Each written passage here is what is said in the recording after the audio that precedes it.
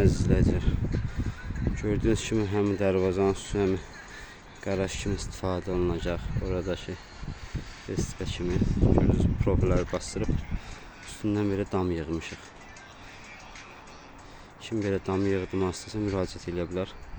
Səhifədə nömrəmiz var.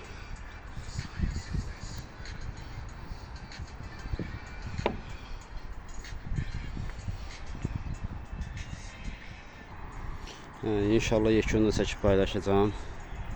Lap yekundan da baxarsınız.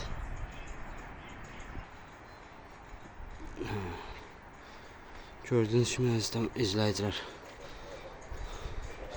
profilləri görürsünüz, belə bastırmışıq yerdən.